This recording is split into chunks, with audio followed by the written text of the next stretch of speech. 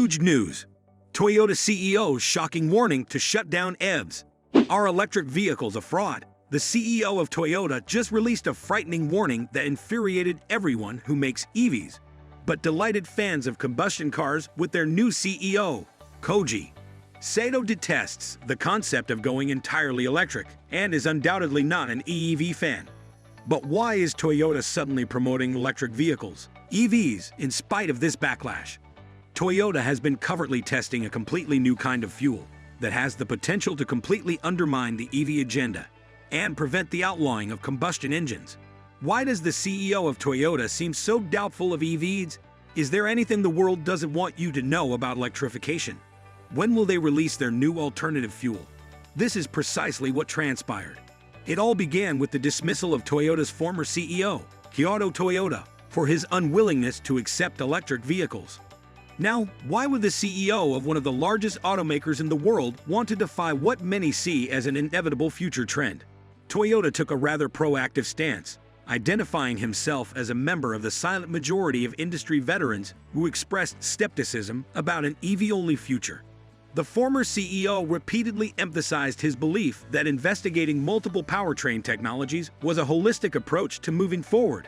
This covers hybrids, plug-in hybrids, cars running on hydrogen, Toyota's secret fuel, and yes, even battery electric cars. According to a quotation, the majority of those working in the auto sector are silent.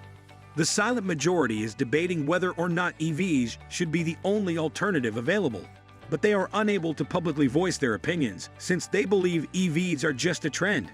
Since the correct response is still up for debate, we shouldn't restrict ourselves to a single choice. He stated that although many believed that electric vehicles, EVs, were the only way to achieve carbon neutrality, the true threat was carbon emissions, not the kind of powertrain. Furthermore, the world's leaders were astonished by the new CEO's frightening warning about the repercussions of outlawing ICE cars, which made everyone go absolutely insane. More on that in the conclusion. According to Toyota, battery electric vehicles, or EVs, weren't the only way to help the world achieve its carbon neutrality objectives. Rather, he advocated for the necessity of having a varied portfolio that included fuel cell cars, hybrids, plug-in electric cars, and battery electric cars. And, yes, I do agree that he had spent his entire life building combustion engines. In addition to the connection viewpoint, he raised some useful points. He anticipated possible supply chain problems in the coming 10 years and was cautious about the impending severe shortages of vital materials like lithium and battery-grade nickel, as you'll soon discover, since Toyota is supported by other massive automakers on this. Furthermore, Toyota expressed disapproval of the speed at which regulators anticipated the full transition to electric vehicles. He mentioned several possible obstacles, including issues with pricing, inconsistent customer preferences across geographies, and infrastructure limitations. Although Toyota's position could seem to be against change, under his direction, Toyota did not completely avoid electric cars. While not as much as some of its rivals, the corporation set aside a healthy $70 billion for electric cars over a 9-year period. Nonetheless, it was evident that Toyota wanted to diversify. Their objective was to offer a wide variety of powertrains to meet the needs of different types of clients. However, an unpleasant event occurred. Because of worries about electrification, a Kyoto Toyota was removed. The 66-year-old founder's grandson of Toyota assumed more than just a CEO position. He embodied the values of the organization. Rather than merely pushing EVs on everyone, he wanted the average person to be allowed to choose what they truly desired. But as a result of his opinions, Toyota was listed as one of the most obstructive corporations in the world in 2022, ranking alongside major oil businesses like ExxonMobil to emphasize the disparity even more. Statistics show that the introduction of Toyota's first EV, the BZ4X, was hampered by safety recalls.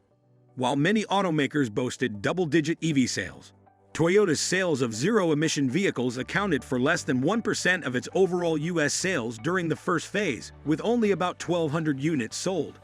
The CEO of EC stated, "I am an old-fashioned person when it comes to digitalization, electric vehicles, and connected cars because I have a strong passion for cars. My limit is that I am a car guy and nothing more." Then Kachi Sato arrived, who everyone had anticipated would lead Toyota toward an all-electric future. However, not long after his appointment, He made a statement that made international leaders who loved EV nervous. Sato does wish to see an increase in EV production.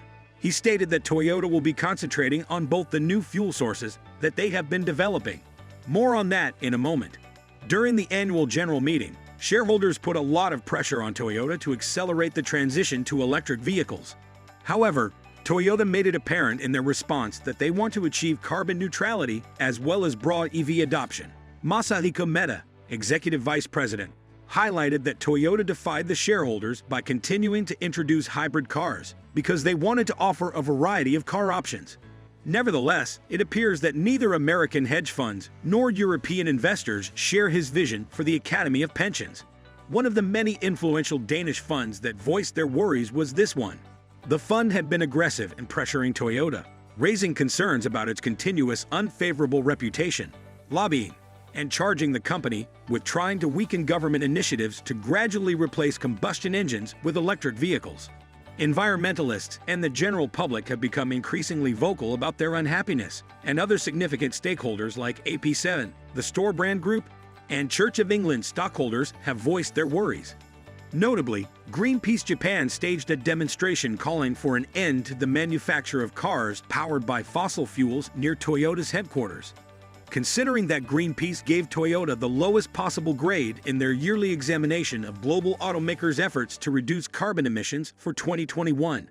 Even though Toyota established a goal of selling 3.5 million battery EVs annually by 2030, the company's reputation in environmental circles has undoubtedly suffered. In terms of the share of EVs in total sales, it still trails its competitors.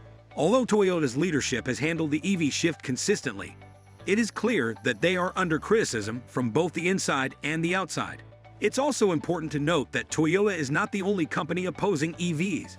Stellantis, BMW, Porsche, Honda, and Mercedes share this viewpoint. BMW CEO Zipser also warned against focusing only on EVs because doing so could lead to greater reliance on a small number of nations, particularly China, which currently controls the majority of the world's supply of raw materials for batteries. He stressed that people who are unable to switch to electric vehicles right away can still purchase combustion engine vehicles. Combustion engines are used to replace previous, possibly less efficient automobiles. Additionally, Zipser has previously opposed outright prohibitions on the sale of combustion engines. The head of state of Stellantis and Jeep, Carlos Tavares, also issued a warning, stating that an inflexible prohibition on combustion vehicles would have uncontrollably negative social effects. If all cars were converted to electric vehicles, EVs, which are presently more expensive than their hybrid or fossil fuel equivalents, many people would find it impossible to afford to buy a car, especially those in the middle class. However, the CEO of Honda, who has spent more than 30 years working on engine development, acknowledged that although the change may feel frightening to him personally, choices must be made with the company's best interests in mind. The biggest announcement, which has the potential to completely destroy EVs, is the release of Toyota's ammonia engine. You heard correctly, folks. That's right. The best part is that this engine, which was developed in partnership with GAC Motors, can be installed in any current ICE car, allowing you to keep your vehicle longer, without worrying about it being outlawed by the government. It is made up of 1 nitrogen and 3 hydrogen molecules. Since ammonia, NH3, doesn't contain any carbon atoms, it offers an interesting possibility for internal combustion engines. Burning it guarantees little carbon dioxide emissions by nature. Prior to this, only ships and large machinery could run on liquidized ammonia. This is now possible with the GAC prototype, which Toyota and GAC co-developed.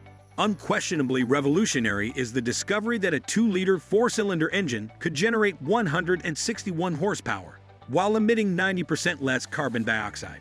With its lower emissions, this idea has the genuine potential to completely transform the car industry.